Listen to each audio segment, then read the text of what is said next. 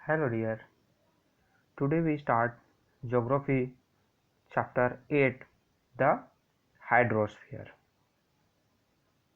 So ये जो हमारा हाइड्रोस्फीयर है, इससे पहले आपने जो हमारा अर्थ का जो डिफरेंट जो एटमॉस्फेयर आपका एक जो लेयर था उसके बारे में हमने डिटेल स्टडी किया, चाहे हम उसका जो टेम्परेचर हो या फिर उसका ह्यूमिडिटी रैनफॉल्स, हम इसके बारे में डिटेल स्टडी किया। जो नेक्स्ट जो हमारा एक लेयर है, हमारा एक जो नेक्स्ट जो पार्ट है हमारे अर्थ का, जिसको हम द हाइड्रोस्फीयर के रूप में जानते हैं। सो इससे आगे देखा जाए तो वाटर वो हमारे लिए बेहद ही क्या है, इसेंशियल है, बहुत ही ज़रूरी हमारे लिए एक जो रिसोर्स के रूप में, या फिर हम अपने लिए बहुत ही ज़्यादा ज़रूरी जो यूजेबल जो मटेरियल है उसमें हमारा एक वाटर भी शामिल होता है। So water is indispensable natural resources. On earth, water is found in all its forms, that is solid, liquid and gas. Means हमारा जो नेचुरल जो रिसोर्स, बहुत ही इंपॉर्टेंट जो नेचुरल रिसोर्स है वाटर। सो वो जो वर्थ हमारा जो अर्थ है वहाँ पर जो थ्री जो डिफरेंट फॉर्म्स में, आपका जो सॉलिड फॉर्म में हमें आइस के रूप में हमारे पास अवेलेबल है, लिक्विड फॉर्म की बात करें तो हमें वो वाटर के रूप में हमारे पास अवेलेबल है। देन हम जो देखें तो वाटर जो है गैसियस फॉर्म में, वाटर वेपर्स के रूप में हमारे अर्थ में अवेलेबल रहता है। सो ये जो है हमारा तीनों जो फॉर्म है, थ्री जो डिफरेंट जो फॉर्म्स होते हैं, तो तीनों फॉर्म में हमारा वाटर अवेलेबल है। Then earth is also called the blue planet as 71% of its surface is covered by water and only 29% is land. Means हमारा जो अर्थ है, सो वहाँ पर हम जो देखते हैं तो उसका जो मैक्सिमम जो पार्ट है वो क्या है, वाटर से कवर्ड है। यानी आप यहाँ पर देखेंगे तो उसमें आपका एक जो परसेंटेज निकाला जाए तो आपका इतना जो पार्ट है, ये जो पूरा एरिया जो है आपका किससे, हमारा वाटर से कवर्ड है। और ओनली 29 जो परसेंट जो एरिया जो खाली, ये बीच वाला जो एरिया जो बच गया ये वाला, यही जो एरिया है उतना ही हमारे पास क्या है, लैंड एरिया है। इसी कारण से इसको ब्लू प्लैनेट के नाम से भी जाना जाता है, किसको, हमारे अर्थ को। So the part of the earth that is covered by water is called hydrosphere. So जो अर्थ का जो पार्ट है जो किससे कवर्ड है, वाटर से कवर्ड है, उसी को हम हाइड्रोस्फीयर के रूप में जानते हैं। यानी जो पार्ट जो है आपका हमारा वाटर, जहाँ पर पानी भरा हुआ है, जो भी एरिया है पानी से कवर्ड है, चाहे उसको हम हाइड्रोस्फीयर के रूप में, चाहे हम उसको हमारा ओशियंस हो या फिर पॉन्ड्स की हम बात करें, तो ये सब किस में आता है, हाइड्रोस्फीयर में। Then water is found as ice sheet in glacier. It is as flowing water in oceans, river, lakes, ponds and underground streams. It is also found as a fresh water vapors in atmosphere. So हमारा हमने जैसे अभी ऊपर में study किया कि जो तीनों जो फॉर्म है, और जो फॉर्म, तो वो जो सॉलिड फॉर्म में आइस शीट के रूप में हमारा जो ग्लेशियर है, यानी जो आइस बर्फ के बड़े बड़े जो टुकड़े होते हैं, जो पार्ट्स होता है, जो स्लो मूविंग जो रिवर्स होते हैं किसके, आइस के, उसे कहा जाता है ग्लेशियर। सो यहाँ सॉलिड फॉर्म में हमारे पास ग्लेशियर के रूप में अवेलेबल है, वाटर के रूप में oceans, lakes, rivers, ponds, underground streams, इस रूप में हमारे पास अवेलेबल है लिक्विड फॉर्म में। देन जो गैसियस जो फॉर्म है वो वाटर वेपर्स के रूप में हमारे एटमॉस्फेयर में भी अवेलेबल है।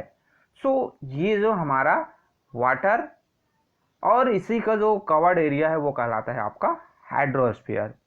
और ये जो तीनों जगह अवेलेबल है, सरफेस में भी आपके और हमारे एटमॉस्फेयर में भी अवेलेबल है। देन नेक्स्ट आता है आपका वाटर साइकिल। अब वाटर साइकिल, वाटर का एक जो कंटिन्यू क्या चलता है, एक प्रोसेस चलता है। यानी हमारे वाटर जो है सरफेस एरिया से एटमॉस्फेयर में जाता है, एटमॉस्फेयर से फिर से वापस आता है। इसके बारे में आपने जो ब्रीफ स्टडी है प्रीवियस जो क्लासेस है उसमें ऑलरेडी कर ली है, फिर से वही टॉपिक है, तो चलिए उसी को फिर से एक बार हम समझने का प्रयास करते हैं। So the water cycle, so that the amount of water present on the surface of the earth has remained unchanged for billions of years। Means कहा जाता है कि जो हमारे सरफेस एरिया में वाटर जो प्रेजेंट है, हमारे अर्थ में जो वाटर प्रेजेंट है वो क्या है, रिमेंड, जितना जैसे था बिलियन ईयर्स पहले उतना ही है, बस उसका जो फॉर्म है उसमें चेंजेस होते रहता है, उसका जो प्लेस है वो चेंज होता है। बट जितना वाटर हमारे अर्थ में पहले था, बिलियन ईयर्स पहले था, उतना ही अभी भी हमारे पास अवेलेबल है।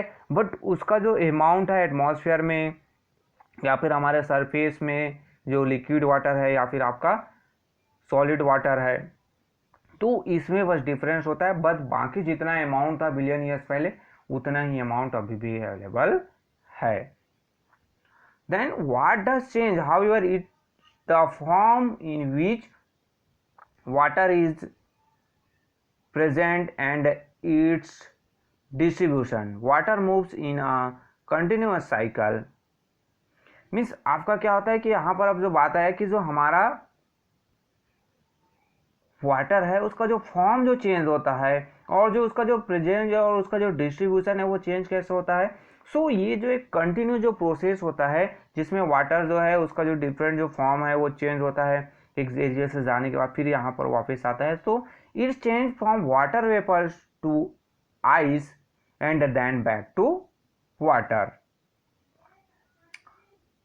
मीन्स हमारा जो अर्थ है वो वाटर से वो किस में चेंज होता है, वाटर से वो वाटर वेपर्स के रूप में चेंज होता है, वेपर्स बन जाता है, वाटर वेपर्स बन जाता है, देन वो आइस के रूप में कन्वर्ट हो जाता है, सॉलिड फॉर्म में आ जाता है, देन वो फिर से आपका वाटर के रूप में हमारे पास आ जाता है।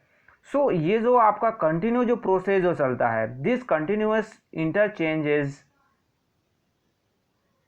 of form of water on earth is called the water cycle or the hydrological cycle. It involves the three different process of evaporation, condensations and precipitations। Means आपका ये जो वाटर, देन आपका वेपर्स, वाटर वेपर्स, देन आपका ice, तो ये जो three जो different form में जो चेंज होता है, सो ये जो प्रोसेस है वो जो एक सर्कल जो चलता है उसको कहा जाता है वाटर साइकिल या फिर हाइड्रोलॉजिकल साइकिल। देन अब इसमें जो थ्री जो डिफरेंट जो प्रोसेस है इन्वॉल्व होते हैं, एक जो है आपका इवोपरेशन है, देन आपका कंडेंसेशन है, देन आपका प्रिसिपिटेशन है। सो ये जो थ्री जो डिफरेंट फॉर्म है इसको आगे देखते हैं कि ये जो तीनों जो प्रोसेस बताए गए वो आखिर होता क्या चीज़ है। So water from the surface of the earth evaporates on heating and changes into water vapors from a liquid to a gas। Means हमारा जो अर्थ के जो सरफेस एरिया है वहाँ पर ये जो वाटर आपका क्या है, ये वाटर अवेलेबल है, वो क्या होता है जो सनलाइट्स है, कौन सा लाइट, सनलाइट जो है उसके कारण से ये क्या हो जाता है, गर्म हो जाता है और ये जो वाटर वेपर्स के रूप में कन्वर्ट हो जाता है, यानी भाप बन जाता है। जैसे हम कुछ चीज़ बनाने के लिए, चावल पकाने के लिए हम पानी डालते हैं बाउल में और वो गर्म होकर वो धीरे धीरे वाटर वेपर्स के रूप में क्या हो जाता है, कन्वर्ट हो जाता है। सो यही जो प्रोसेस होता है वाटर वेपर्स में कन्वर्ट हो जाता है हमारे सरफेस एरिया में भी। देन 80% आपका एप्रोक्सीमेटली जो 80% है किसका, of the water vapours is obtained from the oceans and the remaining 20% from inland water and vegetation. Means हमारा जो 80% है वो कहाँ से आता है, वाटर वेपर्स, वो हमारा ओशियंस एरिया है वहाँ से 80% आता है। देन जो रिमेन जो 20% है वो हमारा इनलैंड वाटर है या फिर जो वेजिटेशन से भी एवपोरेशन का प्रोसेस होता है तो वहाँ से प्राप्त किया जाता है। वहाँ से हमारे एटमॉस्फेयर में जाता है। Then the water vapor is carried up in the air where it cools. On cooling, water vapors in the atmosphere condense, change by its liquid state and from clouds. Means अभी जैसे ये क्या हो रहा है, यहाँ पर ऊपर जा रहा है, तो जैसे जैसे ऊपर जाता है, आपने जो प्रीवियस जो क्लासेस है एटमॉस्फेयर में पढ़ा था कि जो गर्म हवा है वो हल्का होने कारण से ऊपर उठने लगता है। तो आपका जो गर्म हवा जहाँ पर आपका ये वाटर वेपर से भरे हुए जो हवा है जैसे जैसे ऊपर जाते जाता है वो क्या होने लगता है, आपका ठंडा होने लगता है। हमने जो डिफरेंट जो रेनफॉल्स है उसमें ये प्रोसेस को ऑलरेडी आपने स्टडी कर लिया है। तो ऊपर जाता है तो वो जो कंडेंसेशन वहाँ पर प्रोसेस हुआ, कूलिंग होने ठंडा होने लगा, फिर वो जो है आपका कौन सा लिक्विड स्टेट या फिर जो क्लाउड का जो फॉर्मेशन होता है वहाँ पर जो ड्यू पॉइंट जाता है, फिर वहाँ से कंडेंसेशन स्टार्ट होता है और वो आइसीड्स या फिर जो वाटर वेपर्स के रूप में, जो वाटर वेपर्स है वो वाटर्स के रूप में फिर से हमारे एटमॉस्फेयर में कन्वर्ट हो जाता है। देन नेक्स्ट क्या आता है कि when clouds particle gets too heavy to remain suspended in the air, they fall back to the earth as a precipitation. Means आपका जैसे यहाँ पर क्लाउड का जो क्या हो गया, फॉर्मेशन हो गया और सरफेस एरिया में, अब वो जो क्लाउड्स है वहाँ पर या तो आइस शीट जो बना हुआ है वहाँ पर आइस ड्रॉपलेट या फिर वाटर जो ड्रॉपलेट उसको वो कैरी नहीं कर पाता, तो वो जो प्रिसिपिटेशन के डिफरेंट जो फॉर्म्स है उसके रूप में हमारे सरफेस में वापस आ जाता है। अब वो कौन कौन से फॉर्म्स है, तो वो या तो फिर hail, rain, snow, silt, fog, mist and dew, इसके बारे में जस्ट हमने प्रीवियस क्लासेस में डिटेल स्टडी किया था। सो देन नेक्स्ट आता है कि thus we can also define the water cycle as the circulation of water in different forms between the major islands of the earth। यानी आपका ये जो इसके बारे में वाटर साइकिल के बारे में प्रीवियस क्लासेस में भी हम पढ़ लिए हैं, और आपके इसके बारे में आप कहाँ पर चैप्टर फर्स्ट में जो पेज नंबर 4 है वहाँ पर भी इसका वाटर साइकिल का डायग्राम बताया गया है, जहाँ पर आपका जो वाटर है वो वाटर वेपर्स के रूप में कन्वर्ट होता है, यहाँ पर वाटर वेपर्स बन गया, फिर वहाँ पर जाकर कंडेंसेशन प्रोसेस स्टार्ट हो जाता है और क्लाउड्स का जो फॉर्मेशन होता है, क्लाउड्स बनते हैं, देन यहाँ पर प्रोसेस होता है, देन वो प्रिसिपिटेशन के रूप में फिर से वापस आ जाता है। सो इसके बारे में आपने प्रीवियस जो क्लास है डिटेल स्टडी किया है। देन नेक्स्ट हम जो देखेंगे, नेक्स्ट हमारा क्लास होगा वहाँ पर होगा द डिस्ट्रीब्यूशन ऑफ वाटर, यानी हमारे अर्थ का जो सरफेस एरिया है तो वहाँ पर जो वाटर है उसको किस टाइप से डिस्ट्रीब्यूट किया गया है, कहाँ पर फ्रेश वाटर अवेलेबल है, अमाउंट्स कितना है, साल्ट वाटर कहाँ पर है। सो इसके बारे में हम जो नेक्स्ट क्लास है वहाँ पर स्टडी करेंगे। So okay, thank you.